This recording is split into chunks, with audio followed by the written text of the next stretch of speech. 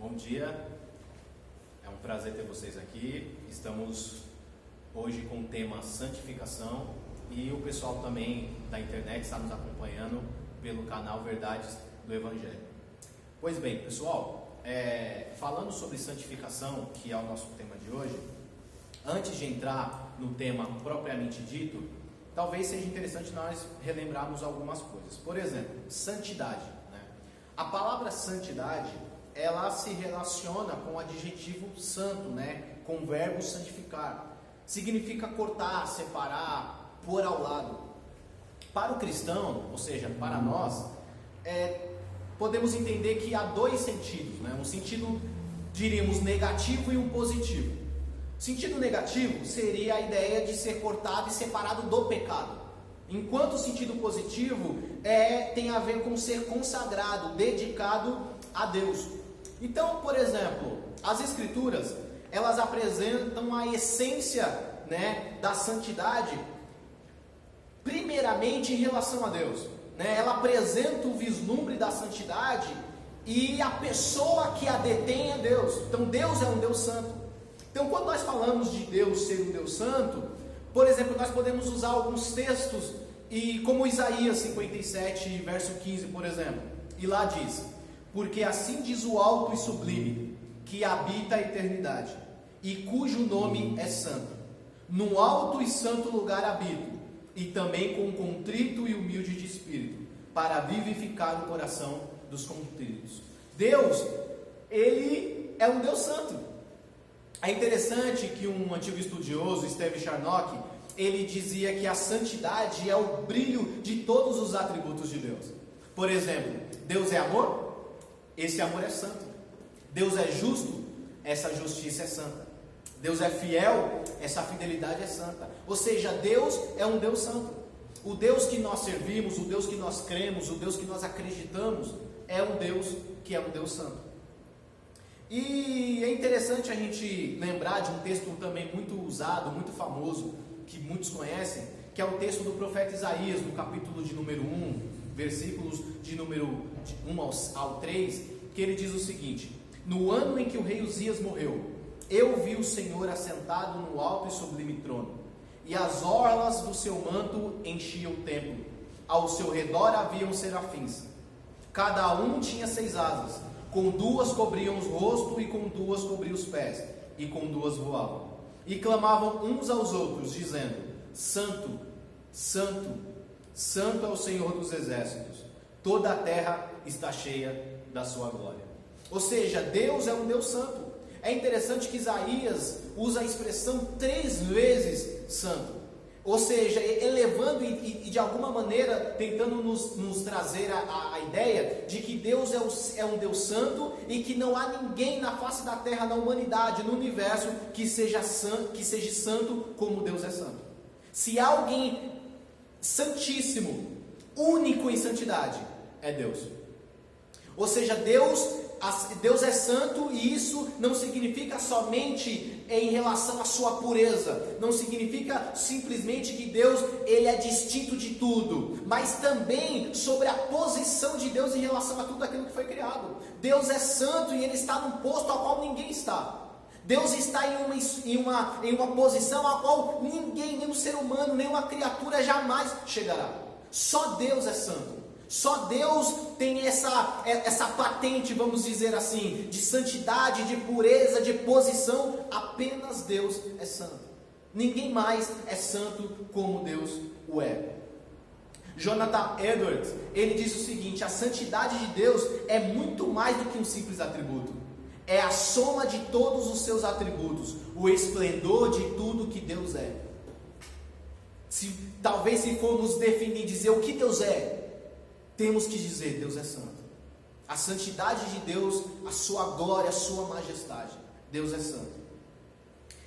Quando nós falamos que Deus é santo, nós, como eu acabei de dizer, pelo menos 3 coisas nós estamos querendo apontar aqui.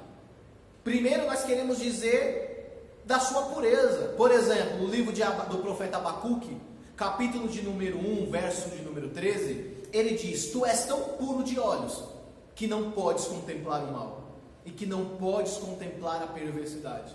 Ou seja, a santidade de Deus se relaciona à sua pureza. Deus é um Deus puro, é um Deus santo, é um Deus onde não há mancha, não há corrupção. Deus é um Deus santo. A perfeição moral está envolvida com essa santidade. Isaías, capítulo 5, verso 16, nos diz que: porém o Senhor dos exércitos será exaltado em juízo, e Deus, o santo, será santificado em justiça. Deus é um Deus que é puro e que na sua moral ele é perfeito. A Deus, na sua santidade, ele tem a ver com uma ausência de pecado, né? Por exemplo, Jó 34:10, ele diz: pelo que ouvi-me, vós homens de entendimento, longe de Deus está praticar a maldade, e do Todo-Poderoso cometer a iniquidade. Deus é um Deus santo. Deus é um Deus santo, distinto de tudo aquilo que existe, distinto de toda a sua criatura. Agora, por que talvez nós estamos falando aqui da santidade de Deus? Porque é interessante nós relembrarmos, por exemplo, que se Deus é um Deus santo, puro, majestoso, distinto de tudo, que não se relaciona com o pecado, nós devemos lembrar que Deus também é um Deus justo. E se Deus é um Deus justo, ele pune o pecado. Agora, se Deus é um Deus santo, temos um problema, porque quando nós olhamos para nós, será que nós somos santos como Deus é? Porque o que as Escrituras falam acerca da humanidade? Por exemplo, no Salmos de número 53, verso 3, ele diz o seguinte: desviaram-se todos, e juntamente se fizeram imundos. Não há quem faça o bem, não há nenhum sequer. Olha o que essas Escrituras apontam da humanidade, do ser humano. Romanos 3, versos 10 ao 11. Como está escrito: não há um justo, nenhum sequer. Não há ninguém que entenda, não há ninguém que busque a Deus. Deus é um Deus santo, mas a humanidade, a humanidade na sua natureza, ela não é santa.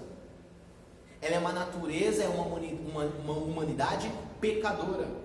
O próprio apóstolo Paulo, no capítulo 3 de Romanos, no versículo 23, ele diz: porque todos pecaram e destituídos estão da glória de Deus. Ou seja, Deus é um Deus santo, nós somos pecadores. E o que acontece com um Deus santo e homens pecadores? Isaías 59:2 diz: mas as vossas iniquidades fazem separação entre vós e o vosso Deus. Ou seja, o pecado é aquilo que separa o homem de Deus. Deus sendo um Deus santo, o homem sendo um homem pecador, o pecado cria um abismo, o pecado separa o homem de Deus. E o que acontece aí? O problema, como eu disse, Deus é um Deus justo. Olha o que diz Êxodo 34, verso 7. Deus não terá por inocente o culpado. Ezequiel 18:20 diz: a alma que pecar, essa morrerá. Romanos 6:23, porque o salário do pecado é a morte. Entenda que Deus ser santo é algo maravilhoso e sublime, mas quando olhamos para nós, a nossa essência, a nossa natureza pecaminosa, olha o problema que aparece. Porque esse pecado nos separa de Deus. A humanidade está separada de Deus, e o agente separador é o pecado. Só que Deus não é somente santo, mas Ele também é justo. E como justo, Ele deve punir o pecado. E a Bíblia diz que nós somos pecadores. Que o homem, na sua essência, ele é pecador. O pecado original afetou a humanidade. Nos fez ser pecadores. Em outras palavras, criminosos diante de Deus. Aqueles os quais quebram a lei de Deus, são contrários à vontade de Deus, ferem a natureza de Deus. nós temos um grande problema. Como resolver isso? Como iremos resolver o problema dessa separação que o pecado causou? Nós não temos condições de resolver esse problema. Deus santo e o homem pecador estão separados, mas nós não podemos resolver esse problema. Não tem como nós resolvermos esse problema. Agora é interessante que pelo menos duas coisas resolveriam esse problema. E eu vou preferir falar dessa forma. Para que esse problema fosse resolvido, primeiro, somos pecadores e o pecado precisa ser punido. Então a primeira coisa que precisaria haver para que esse problema fosse solucionado, um santo sacrifício precisaria haver. Porque se o pecado tem que ser punido, alguém tem que pagar o preço. Segunda coisa, precisa haver alguém que se envolva no relacionamento entre Deus e o homem e torne de volta esse relacionamento. E crie de novo a paz dentro desse relacionamento onde o pecado criou a guerra. Nós precisamos de um sacrifício e nós precisamos de um mediador. É a única forma desse problema, de certa forma, ser resolvido. E sabe o que é interessante? Porque Deus, na sua graça, na sua infinita graça, Ele providenciou um mediador. Ele providenciou alguém que resolva o problema dessa separação entre nós e Deus. Sabe quem é essa pessoa? Olha o que o apóstolo escreveu na sua primeira carta ao Timóteo, no capítulo 2, versículo 5. Porque há um só Deus e um só mediador entre Deus e os homens, Cristo Jesus, homem. Querido, não haveria como ninguém resolver esse problema. Aonde há guerra entre o homem e Deus por causa do pecado, precisaria haver paz. Mas nós não temos condições de produzir essa paz. Mas Deus, na sua infinita graça, Ele providenciou um mediador, que é Jesus Cristo. E esse Jesus Cristo trouxe paz, trouxe reconciliação. Ele quebrou a guerra e trouxe a paz. Sabe o que o próprio apóstolo Paulo, na segunda carta aos Coríntios, capítulo 5, versículo 21, ele diz? Aquele que não conheceu pecado, Deus o fez pecado por nós, para que nele fôssemos feito justiça de Deus. Sabe o que o apóstolo Paulo está dizendo? Jesus Cristo não é só o mediador que Deus providenciou, mas Ele é o sacrifício que precisaria haver para que nós nos tornássemos justos diante de Deus. Querido, o pecado precisaria ser punido. E sabe quem precisaria ser punido? Eu e você. Mas Deus, na sua infinita graça, Ele nos escolheu. E no lugar que era para ser nosso, no lugar de punição, no lugar de ira, no lugar do despejar da ira, da justa ira de Deus, não foi eu nem você. Ele colocou o seu Filho Jesus Cristo lá. Foi o seu Filho Jesus que sofreu a punição pelos nossos pecados. Olha só que interessante, Romanos capítulo 3, versículo 24, ele diz: sendo justificado gratuitamente pela sua graça, mediante a redenção que há em Cristo Jesus. O apóstolo Paulo está dizendo: ei, na graça de Deus, pela sua infinita graça, Jesus Cristo foi o sacrifício que substituiu você. Era para nós estarmos lá, mas foi Jesus Cristo que morreu em nosso lugar, que pagou o preço no nosso lugar. Por isso o apóstolo Paulo insiste em dizer no capítulo 4 de Romanos, versos 25, dizendo: o qual foi entregue por causa das nossas transgressões e ressuscitado para a nossa justificação. Querido, sabe o que aconteceu no momento em que Jesus Cristo se entrega naquela cruz? Você sabe o que aconteceu no momento em que Jesus Cristo ressuscita? Deus justificou a mim e a você. Isso é a justificação, é o perdão dos pecados.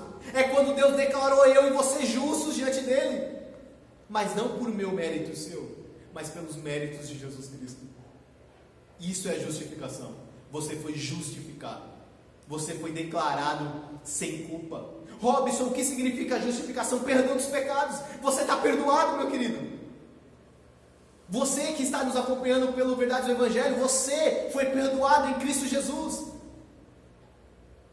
Deus justificou você, Deus perdoou seus pecados, mas não por algo que você fez, não por algo que você produziu, mas por graça. A salvação é pela graça. Ele salvou, ele justificou você pela graça. Não houve nada que você pôde fazer. O apóstolo Paulo, quando escreve aos Efésios, ele disse que nós estávamos mortos nos nossos pecados. Você já viu alguém morto fazer alguma coisa? Mas esse corpo morto que estava lá, Deus pela sua graça respirou vida nesse corpo morto. E esse corpo morto que, embora nada poderia fazer, mas pela vida de Cristo nele agora ele pode viver. Querido, o interessante é que Deus nos justificou. E sabe de uma coisa? O mesmo Deus que nos justifica é o mesmo Deus que nos santifica. O mesmo Deus que perdoou nossos pecados é o mesmo Deus que vai agora nos santificar, nos separar para a sua glória. A.W. Tozer diz o seguinte: quando Deus declara um homem justo, Ele imediatamente começa a santificá-lo. Querido, isso é extraordinário, porque eu sei que você consegue, pela graça de Deus, perceber que você não é bom, que você tem muitos problemas que você precisa melhorar. Nós, pela graça de Deus, percebemos isso. Mas sabe o mais interessante, o mais impressionante? É que Deus providenciou um meio para que nós pudéssemos andar no caminho dele, e que gradativamente nós pudéssemos andar para a louvor da sua glória. Querido, a santificação. Deus, um Deus santo, que pela sua infinita graça preparou o sacrifício substituído por causa dos nossos pecados, nos justificou, perdoou nossos pecados. Mas, querido, é impressionante porque talvez você possa até ter uma dúvida ou uma dificuldade de assimilar, porque às vezes nós usamos a expressão santo ou santificação, e algumas pessoas às vezes elas não têm o entendimento correto acerca disso. Porque a primeira coisa que nós precisamos entender é que santidade é um estado. Deus é santo. Deus não está em santidade, Deus é santo. Deus é um ser santo. Ontem ele era santo, hoje ele é santo e eternamente ele será santo. Deus é um Deus santo, completamente santo. Agora, o que Deus faz depois que ele nos justifica? Depois que ele perdoa os nossos pecados? Ele nos santifica. Entra um processo de santificação. Santificação não é um estado, santificação é um processo. Então Deus nos justificou, perdoou nossos pecados. Agora Ele vai nos santificar. E o que significa essa ideia de santificação? Tem duas frases, duas citações aqui que eu achei interessante, achei pertinente, e eu quero ler com você. Uma é de um grande estudioso antigo, John Owen, e ele disse o seguinte: a santificação é uma obra imediata do Espírito Santo na vida dos crentes, purificando e expurgando da sua natureza a poluição e a impureza do pecado, renovando neles a imagem de Deus, e por meio disto capacitando-os a prestarem obediência a Deus.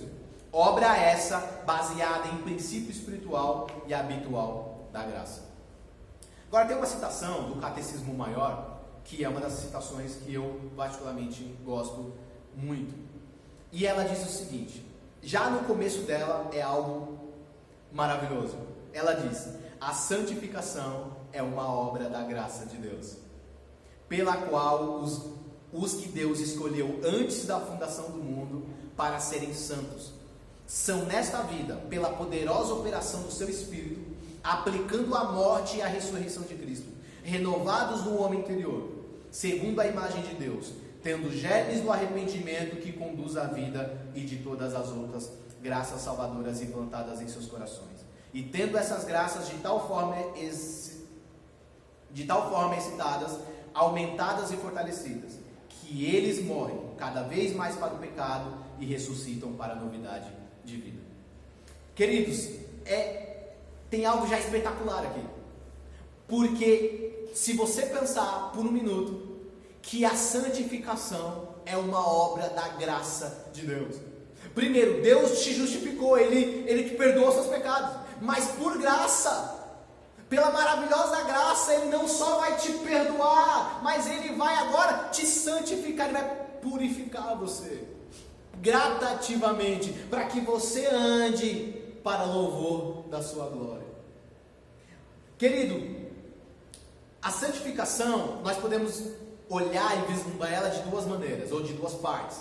Primeiro, a mortificação do velho homem. Então a santificação, como nós podemos entender essa santificação? Primeiro, existe a mortificação do velho homem e a vivificação do novo homem. Mas antes da gente entender sobre essa mortificação do velho homem e a vivificação do novo homem, nós precisamos entender, ou pelo menos olhar para as Escrituras e ter essa certeza de que essa santificação de fato é obra da graça de Deus. Então, por exemplo, para que você entenda que ela é uma obra da graça de Deus, 1 Tessalonicenses, no capítulo 5, no versículo de número 23, o apóstolo Paulo ele vai falar sobre essa ação de Deus. Então vamos lá. 1 Tessalonicenses, capítulo de número 5, versículos de número 23. Versículo de número 23. Vamos lá. Está escrito assim: e o mesmo Deus de paz vos santifique em tudo, e todo o vosso espírito, e alma, e corpo sejam plenamente conservados, irrepreensíveis para a vinda de nosso Senhor Jesus Cristo. E o mesmo Deus de paz vos santifique em tudo. Essa obra de santificação, ela começa em Deus. Às vezes você pode perguntar assim: Robson, mas Deus me perdoou, Ele fez a parte dele, agora eu vou fazer a minha. Agora eu vou me santificar. Você não vai conseguir. Você não tem condições de se santificar sozinho. O start, o início